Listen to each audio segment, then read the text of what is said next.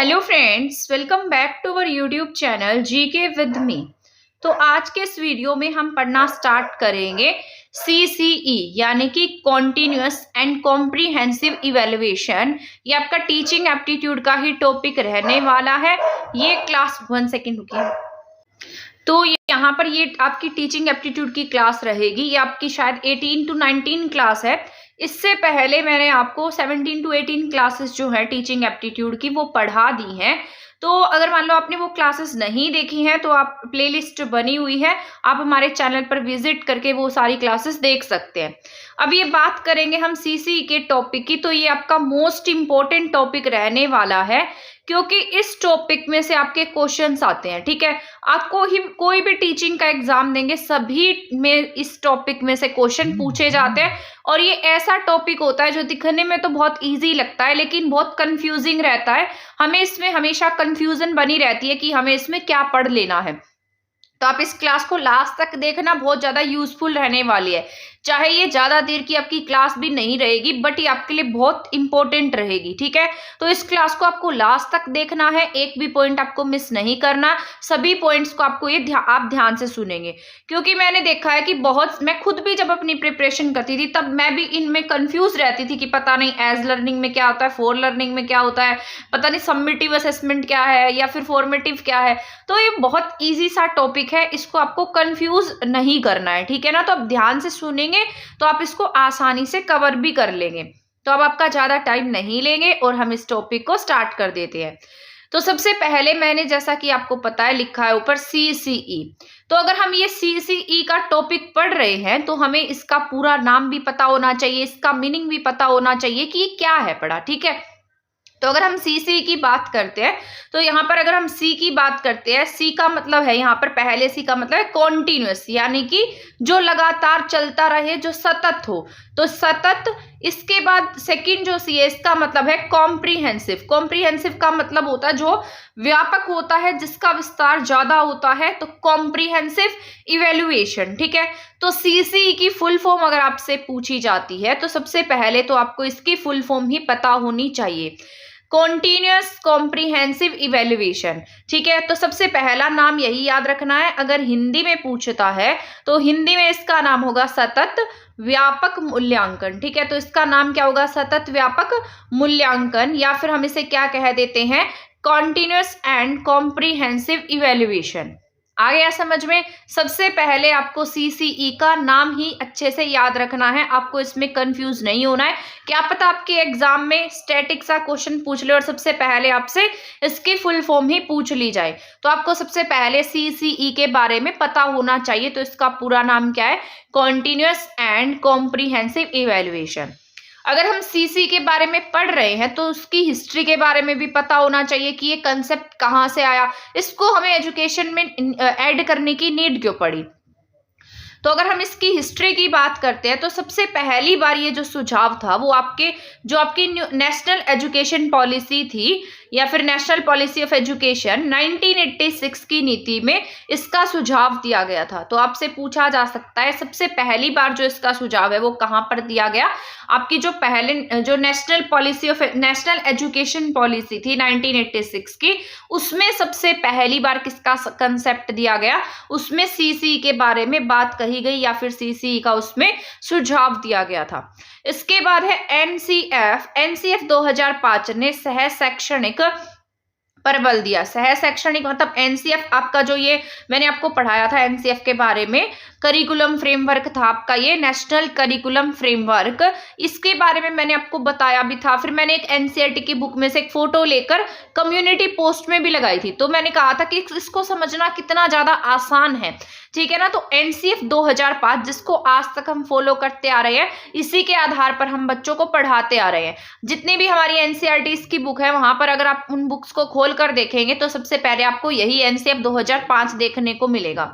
लेकिन अब आपकी जो न्यू एजुकेशन पॉलिसी है वो नई आ चुकी है, 2020 न्यू एजुकेशन पॉलिसी नई आई है। तो उसके आधार पर ये जो फ्रेमवर्क है वो छोटी क्लासेस के लिए रेडी कर लिया गया है, बट बड़ी क्लासेस के लिए अभी भी वैसा ही चल रहा है। बट बहुत जल्दी आपको नया करिकुलम फ्रेमवर्क भी देखने को मिलेगा। तो ये जो 2005 का फ्रेमवर्क था जिसके आधार पर आज हम काम कर रहे हैं, इसमें क्या कहा गया, सह शैक्षणिक यानी कि कोस्कोलिटिक। अब आप पूछेंगे यहाँ पर कोस्कोलिटिक का मतलब क्या है, तो इसका मतलब होता है जैसे मान लो आप बच्चों को पढ़ा रहे हैं, तो पढ़ाने के साथ साथ उसमें क्या इन्वॉल्व होने चाहिए, उसमें एक्टिविटीज भी इन्वॉल्व हो, फन भी इन्वॉल्व हो, प्ले भी हो। तो यहाँ पर बच्चा सिर्फ रट कर ना पढ़े, यहाँ पर बच्चा सीख कर पढ़े, बच्चा अपनी लाइफ से कनेक्ट करके पढ़े। तभी किसको ऐड कर दिया गया, यहाँ पर कोस्कोलिटिक एक्टिविटीज को इसमें ऐड किया गया, यानी कि सह शैक्षिक पर इसमें बल दिया गया है। जो बच्चे को पढ़ाने के साथ साथ उसकी एक्टिविटीज पर भी क्या करता है, फोकस करता है। ठीक है, आ गया समझ में ये पॉइंट। तो यहाँ पर सबसे पहली बार किसमें जिक्र हुआ इसका, न्यू नेशनल एजुकेशन पॉलिसी 1986 में हुआ। इसके बाद एनसीएफ 2005 में इसकी बात कही गई। इसके बाद अगर हम थर्ड पॉइंट की बात कर लेते हैं, तो आरटीई 2009 में धारा 29(1) में सीसीई को लागू करने की बात कही गई है। तो जो आपके यहाँ पर राइट टू एजुकेशन था, इसमें क्या कहा गया, 2009 में आया, ये एक्ट आया था, आपको पता है, ये मैंने सारा पढ़ा दिया, इसके सारे सेक्शंस मैंने आपको ट्रिक्स के साथ भी याद कराए हुए हैं। तो आरटी 2009 में धारा 29(1) में क्या कहा गया कि आपके यहाँ पर किसको लागू करना जरूरी है, सीसीई को लागू करना जरूरी है। ठीक है, तो ये भी याद रखना है। इसके बाद सबसे पहली बार जो सीसीई है वो किसके द्वारा लागू होता है, तो सीबीएसई के द्वारा सबसे पहली बार सन 2009 में सीसीई को क्या कर दिया जाता है, लागू कर दिया जाता है। तो सबसे पहली बार इसको लागू करने का श्रेय किसे जाता है, सीबीएसई को जाता है। बट ये पूरे हर क्लासेस के लिए अवेलेबल नहीं होता, ये ओनली 9th क्लास के लिए लागू किया जाता है। ठीक है, यहां तक आ रहा है समझ में। तो सीबीएसई के द्वारा पहली बार 2009 में इसको लागू किया गया, ये सिर्फ 9th क्लास के लिए था। इसके बाद पूरे देश में सीसीई लागू होता है 1 अप्रैल 2010 से। ठीक है, तो यहाँ पर ये बात कही गई कि 1 अप्रैल 2010 से क्या लागू हो जाता है, 1 अप्रैल 2010 से पूरे देश में सीसीई को लागू कर दिया जाता है। तो ये आपका इंपॉर्टेंट है, ठीक है, याद रखना है। तो एक बार हम इसको रिवाइज कर लेते हैं, इसके बाद मैं आपको पूरा सीसी पढ़ाऊंगी कि कॉन्टिन्यूअस में क्या है, कॉम्प्रिहेंसिव में क्या है। ठीक है, तो सबसे पहले तो मैंने आपको सीसी की फुल फॉर्म बताई है, कॉन्टिन्यूअस एंड कॉम्प्रिहेंसिव इवेल्युएशन। कल मैंने ये सारी क्लास रिकॉर्ड की थी, बट जो माइक है ना वो उसमें वॉइस नहीं आई, तो इसलिए आपकी क्लास एज इट इज ही पढ़ी है। बट वो पूरी मैंने 22 मिनट्स तक पढ़ा रखी है, बट उसमें वॉइस नहीं है। तो मैं अब इस क्लास को दोबारा से रिकॉर्ड कर रही हूँ। और कल मैंने वैदिक सभ्यता की भी क्लास रिकॉर्ड की थी कंप्लीट, बट उसमें भी वॉइस की प्रॉब्लम हो गई, दोनों में वॉइस की प्रॉब्लम हो गई और दोनों ही मेरी वो क्लास जो है वो वेस्ट गई। तो आज इस क्लास को हम दोबारा से रिकॉर्ड कर रही हूँ मैं। ठीक है, तो सीसी का मतलब क्या है, कॉन्टिन्यूअस एंड कॉम्प्रिहेंसिव इवैल्यूएशन है। हिस्ट्री की बात करते हैं तो सबसे पहली बार जो आपकी नेशनल एजुकेशन पॉलिसी है 1986 की, उसमें सबसे पहली बार सीसी की बात कही गई। इसके बाद एनसीएफ 2005 में कोस्कोलिटिक एजुकेशन पर बल दिया गया। फिर आरटी 2009 की धारा 29(1) में किसके बारे में बात कही गई है, सीसीई के बारे में बात कही गई है। फिर इसके बाद 2009 में सीबीएसई के द्वारा 9th क्लास के लिए सीसी को लागू किया जाता है, और फिर 2010 में पूरे देश में सीसी क्या हो जाता है, लागू हो जाता है। ठीक है, आई होप आपको समझ में आया होगा और आप इसको भूलेंगे नहीं। अब हम यहाँ पर सीसी की बात कर लेते हैं। सबसे पहले हम जानेंगे इस फर्स्ट वाले के बारे में, यानी कि कॉन्टिन्यूअस के बारे में, सतत के बारे में जानने वाले हैं कि इसमें क्या क्या इंक्लूड होता है। तो अगर हम कॉन्टिन्यूअस की बात करते हैं तो कॉन्टिन्यूअस में सबसे पहले आपके लर्निंग आता है। ठीक है, तो लर्निंग होगा इसमें, इसके साथ साथ इसमें फॉर्मेटिव होता है, फॉर्मेटिव के साथ साथ इसमें समेटिव भी मिलता है। अगर हम लर्निंग की बात करते हैं, अधिगम की बात करते हैं, तो हम पूरे साल क्या करते रहते हैं, अधिगम करते रहते हैं, पूरे साल हम सीखते हैं। तो लर्निंग का क्या होगा, अधिगम करना, पूरे साल हम क्या करेंगे, यहाँ पर सीखते रहेंगे। ठीक है, तो यहाँ पर कॉन्टिन्यूअस का मतलब क्या होता है, अधिगम, पूरे साल तक क्या चलता रहता है, इसमें अधिगम चलता रहता है। ठीक है, ये लर्निंग क्या है आपको पता, आप सारे साल सीखते रहते हैं। तो ये तो बहुत ईजी है, आप इसको समझ भी लेंगे। इसके बाद अगर हम फॉर्मेटिव और समेटिव की बात करते हैं तो ये आपके ज्यादा इंपॉर्टेंट है, ये दोनों भी आपके पूरे साल होते हैं, लेकिन इनमें कुछ डिफरेंस है। ठीक है, तो ये मैं आगे बताऊंगी आपको। जैसे फॉर्मेटिव है, फॉर्मेटिव में क्या आता है, फॉर्मेटिव में असेसमेंट फॉर लर्निंग आती है। अब आप पूछेंगे असेसमेंट फॉर लर्निंग का मतलब क्या होता है, ऐसे ही जो सबमिटिव होता है, सबमिटिव में क्या आता है, असेसमेंट ऑफ लर्निंग आता है। ठीक है, तो यहाँ पर सबसे पहली बार फॉर्मेटिव में क्या आएगा, असेसमेंट फॉर लर्निंग, सबमिटिव में क्या आएगा, असेसमेंट ऑफ लर्निंग। अब आप इसमें कंफ्यूज रहेंगे कि हम इसको याद कैसे करेंगे, तो यहाँ पर देखिए ये 4 है ना, 4, तो 4 वाले में ही क्या आएगा, असेसमेंट फॉर लर्निंग आएगा, और सबमिटिव वाला किसकी तरफ चला जाएगा, ऑफ वाले की तरफ चला जाएगा। ठीक है, तो फॉर्मेटिव के स्टार्टिंग में ही 4 है, तो ये किसको इंक्लूड करेगा, असेसमेंट फॉर लर्निंग इसमें होगा। समेटिव में क्या आ जाएगा, फिर असेसमेंट ऑफ लर्निंग आ जाएगा। ठीक है, अब अगर हम फॉर्मेटिव की बात करते हैं, तो फॉर्मेटिव असेसमेंट जो है ये आपका साल में 4 बार होता है। ठीक है ना, जिसको हम एफए के नाम से भी जानते हैं, तो इसे हम फॉर्मेटिव असेसमेंट के नाम से जानते हैं, इसे हम शॉर्ट फॉर्म में एफए कह देते हैं। एफए का मतलब फॉर्मेटिव असेसमेंट, तो जैसे FA1 होता है, FA2 होता है, FA3 होगा, FA4 होगा। ठीक है, तो ये 4 टाइम्स होते हैं, तो इसको हम जानते हैं एफए के नाम से। ठीक है, और इसकी सबसे बड़ी बात यह है, फॉर्मेटिव असेसमेंट में जब हम बच्चे का असेसमेंट करते हैं, तो हम उसमें क्या देखते हैं, बच्चे के जितने भी एरर्स आई हैं, जितनी कमियां आई हैं, जहां पर बच्चे को प्रॉब्लम आई है, वो सब हम चेक करते हैं, और उसके बाद उसकी प्रॉब्लम्स का निदान करते हैं, मतलब उसको रेमेडीज देते हैं, उसको ठीक करने का प्रयत्न करते हैं। तो ये सारा किस में जाएगा, आपके फॉर्मेटिव में जाने वाला है।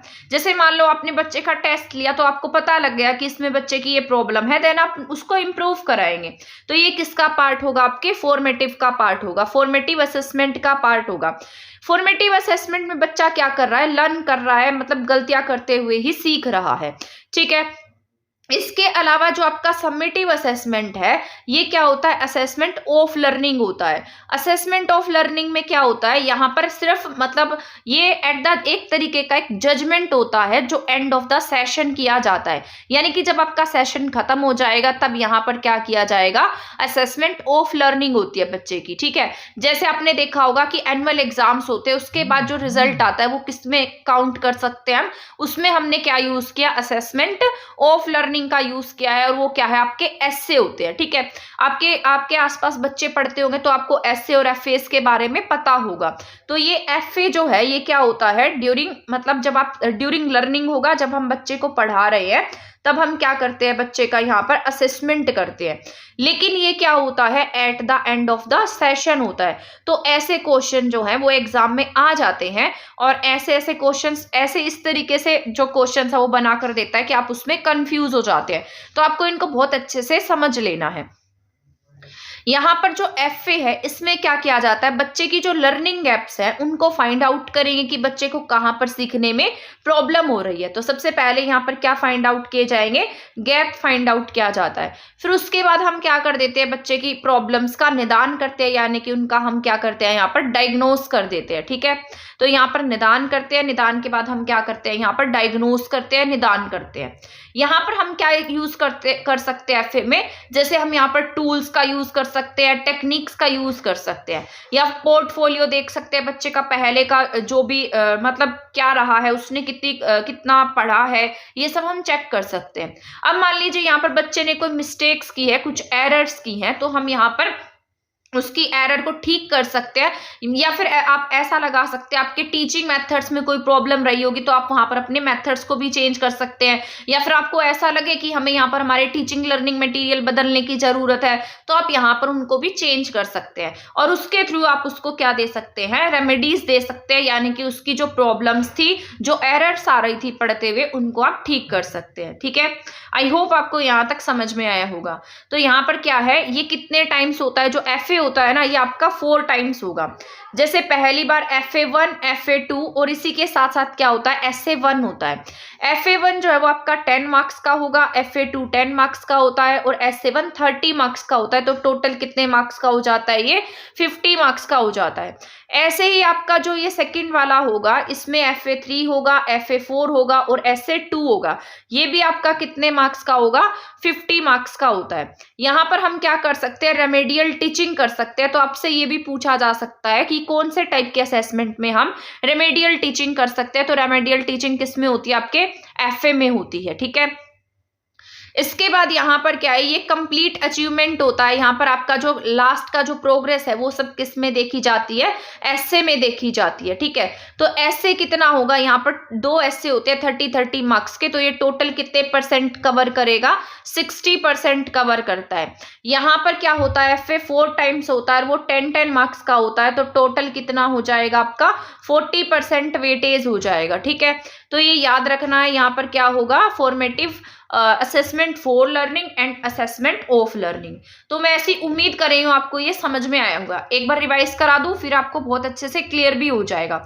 तो सबसे पहले मैंने आपको क्या बताया, कॉन्टिन्यूअस पढ़ा है हमने। कॉन्टिन्यूअस में सबसे पहले पॉइंट पे हमने लर्निंग को रखा था। लर्निंग थ्रू आउट द मतलब कंप्लीट ईयर चलता है, कंप्लीट ईयर चलने वाला प्रोसेस है। बट उसके बाद जो हमने पढ़ा है फॉर्मेटिव एंड समेटिव। फॉर्मेटिव में क्या आएगा, असेसमेंट फॉर लर्निंग, क्योंकि ऊपर 4 है तो 4 से 4 हो जाएगा। समेटिव में ऑफ आ जाएगा। जो फॉर्मेटिव लर्निंग है वो कितने टाइम्स होती है, 4 टाइम्स होती है।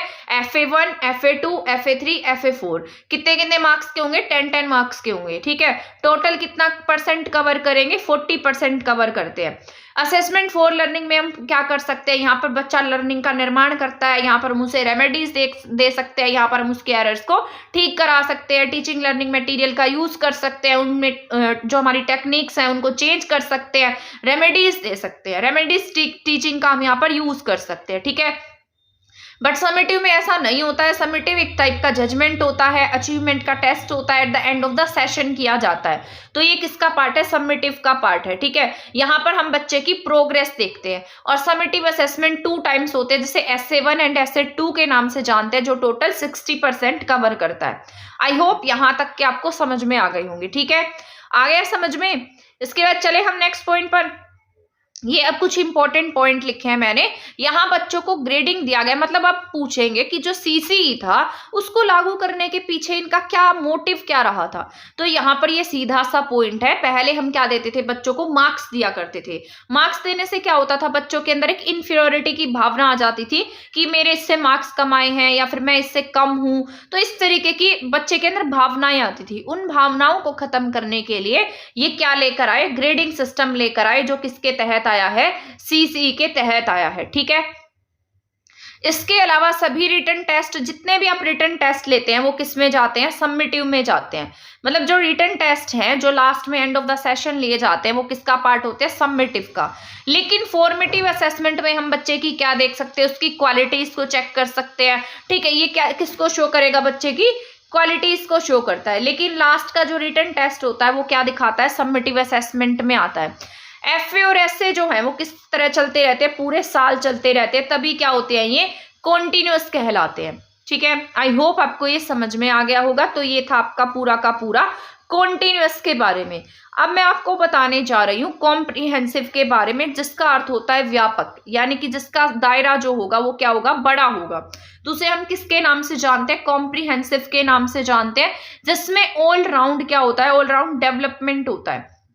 तो ऑल राउंड डेवलपमेंट 2 टाइप्स में होगा, 2 पार्ट्स में होगा, स्कोलेटिक एरिया एंड कोस्कोलेटिक एरिया। अगर हम स्कोलेटिक एरिया की बात करते हैं तो ये आपके संज्ञान से, आपके माइंड से, आपकी सब्जेक्ट से, आपकी नॉलेज से, ठीक है, आपकी पढ़ाई लिखाई से रिलेटेड होगा।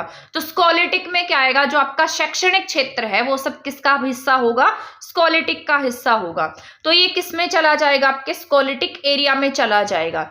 लेकिन अगर हम कोस्कोलेटिक की बात करते हैं तो कोस्कोलेटिक में आपका भावनात्मक क्षेत्र होगा और साथ साथ आपका गत्यात्मक क्षेत्र होता है। जो आप एक्टिविटीज करते हैं वो सब किस में जाती है, गत्यात्मक में जाती है।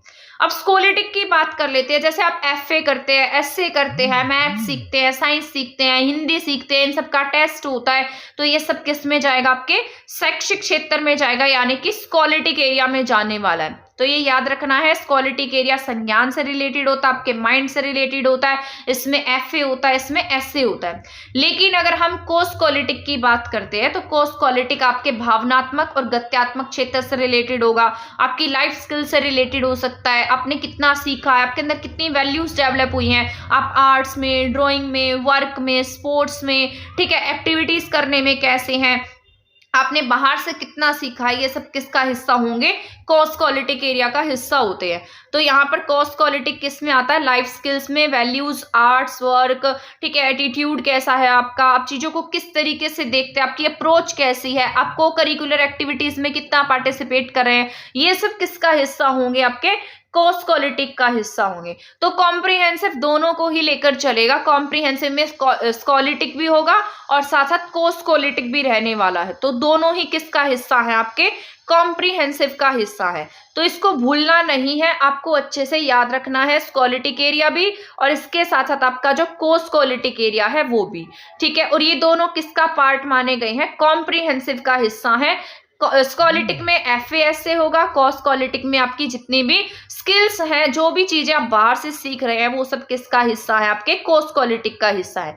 अब यहाँ पर कुछ इंपॉर्टेंट पॉइंट लिखे हैं जो आपके बहुत ज्यादा इंपॉर्टेंट है, ये ऐसे पॉइंट लिखे हैं मैंने, इसमें ना हर बार जो है आप एग्जाम में जाते हैं तो आप कंफ्यूज हो जाते हैं, क्योंकि ये ऐसे ही टॉपिक होते हैं, सभी सेम लगते हैं। असेसमेंट ऑफ लर्निंग भी वैसा लगता है, एज लर्निंग भी वैसा लगता है, ऑफ भी वैसा लगता है, बट ये सारे के सारे अलग होते हैं। इनको हमें बस समझने की जरूरत होती है ताकि हम एग्जाम में इसको अच्छे से अटेम्प्ट कर सके।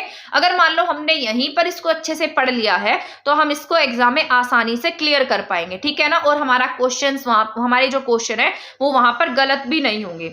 तो यहाँ पर लिखा है असेसमेंट फॉर लर्निंग। सबसे पहला मैंने आपको बता भी दिया था, मैंने आपको कहा था असेसमेंट फॉर लर्निंग। तो यहाँ पर 4 है तो 4 किसका पार्ट होगा, आपके फॉर्मेटिव का पार्ट होगा, ठीक है। तो इसमें जो 4 है पहले मैंने आपको बताया किसका हिस्सा होगा, आपके फॉर्मेटिव का हिस्सा रहने वाला है, ठीक है। तो 4 से आपको फॉर्मेटिव याद रखना है। इसके अलावा मैंने आपको बताया था कि ये क्या होता है, ड्यूरिंग टीचिंग प्रोसेस होता है, जब आप पढ़ा रहे हैं बच्चे को तब आप किसका यूज करते हैं, असेसमेंट फॉर लर्निंग का यूज करते हैं। यानी कि पढ़ाई के बीच में आप बच्चे का आकलन कर रहे हैं, बच्चे की कोई प्रॉब्लम है तो आप उसे क्या कर रहे हैं, सॉल्व कर रहे हैं। तो ये किसका हिस्सा है, असेसमेंट फॉर लर्निंग का हिस्सा रहने वाले हैं, ठीक है। ये फीडबैक के लिए यूज किया जाता है। इसके बाद हम सेकंड पॉइंट पर चलते हैं कि इसके बाद जो आपका नेक्स्ट पॉइंट है वो है असेसमेंट ऑफ लर्निंग। अब असेसमेंट ऑफ लर्निंग जो है ये मैंने आपको बताया था, ये किसका हिस्सा है, सम्मेटिव असेसमेंट का हिस्सा रहने वाला है। और ये हमने पढ़ा भी था, ये क्या होता है, at the end of the session होता है। इसमें बच्चे का ओवरऑल क्या किया जाता है, असेसमेंट किया जाता है। यानी कि हम यहाँ पर लास्ट डिसीजन पर आ जाते हैं कि बच्चे ने इस साल कितना सीख लिया है। और मैंने अभी आपको बताया था ऐसे जो है वो 2 टाइम होता है, तो इसे हम किसका नाम देते हैं, असेसमेंट ऑफ लर्निंग का नाम देते हैं, ठीक है। ये आपको समझ में भी आ गया होगा, ऊपर मैंने आपको ये समझाया भी है। इसके बाद नेक्स्ट नया पॉइंट है असेसमेंट एज लर्निंग। तो अगर हम असेसमेंट एज लर्निंग की बात करें, ठीक है, अगर हम असेसमेंट एज लर्निंग की बात करते हैं तो एज लर्निंग जो है इसका जो जिक्र है वो आपकी न्यू एजुकेशन पॉलिसी में भी किया गया है। जो 2020 की आपकी नई एजुकेशन पॉलिसी है इसमें किस पर जोर दिया गया है, जो आपका असेसमेंट एज लर्निंग है इस पर फोकस दिया गया है, ठीक है। इसमें कहा गया है कि जो बच्चे हैं वो क्या कर सकते हैं, खुद का आकलन खुद से कर सकते हैं, खुद का अवलोकन कर सकते हैं, खुद का आकलन कर सकते हैं, ठीक है। और या फिर वो अपने जो पीयर ग्रुप होगा उसको भी क्या कह सकते हैं, अपना आकलन करने के लिए कह सकते हैं। जैसे अपने क्लासरूम में देखा होगा कि एक बच्चा है वो दूसरे बच्चे को क्या कह देता है, अपनी कॉपी चेक करने के लिए बोल देता है, तो उसे हम क्या कहेंगे, असेसमेंट एज लर्निंग कह सकते हैं, ठीक है। ये भी आसान सा है, एज मतलब खुद का आकलन करना, तो एज से आप खुद को याद रखेंगे, बच्चे क्या करेंगे, खुद से आकलन करेंगे। अब इसके बाद नेक्स्ट पॉइंट है असेसमेंट इन लर्निंग, यानी कि सीखने में आकलन, लर्निंग के बीच में जो आकलन हो और पता भी ना लगे कि इसका आकलन हो गया है, इसका असेसमेंट हो गया, तो वो क्या होता है, असेसमेंट इन लर्निंग होता है, ठीक है। तो ये थे आपके चारों पॉइंट जो थे assessment for learning, assessment of learning, assessment as learning और assessment in learning. I hope आपको ये समझ में आए होंगे क्योंकि आपके इंपॉर्टेंट है, एग्जाम के पॉइंट ऑफ व्यू से तो बहुत ज्यादा जरूरी है और हर एग्जाम में इनमें से क्वेश्चन देखने को मिलता है, तो इसको आपको बहुत अच्छे से करना है, कोई भी कंफ्यूजन आपको इसमें नहीं होनी चाहिए, ठीक है। तो अब हम मिलेंगे हमारी नेक्स्ट क्लास में हमारे नेक्स्ट टॉपिक के साथ, तब तक आप हमारे चैनल के साथ बने रहें। और मान लो अगर आपको कोई और टॉपिक टीचिंग एप्टीट्यूड का लगता है कराना चाहिए मुझे, तो आप मुझे सजेस्ट कर सकते हैं, अदरवाइज अपने पॉइंट ऑफ व्यू से जो मुझे इंपॉर्टेंट लग रहा है वो सारा मैं आपको कराती जा रही हूँ। और क्लासेस को देख लेना, शेयर कर देना, बहुत यूजफुल भी रहेगी ये क्लास आपके लिए। ये चाहे बहुत ज्यादा लेंथी क्लास नहीं है बट इंपॉर्टेंट बहुत ज्यादा है, तो आप इसे देख लीजिएगा, ठीक है। मिलेंगे नेक्स्ट क्लास में, तब तक आप हमारे चैनल के साथ बने बने रह सकते हैं। अगर आपने हमारा चैनल सब्सक्राइब नहीं किया तो प्लीज़ आप इसे सब्सक्राइब कर देना, और वीडियो को शेयर नहीं किया है तो आप इसे शेयर भी कर दीजिएगा। तब तक के लिए थैंक यू, धन्यवाद।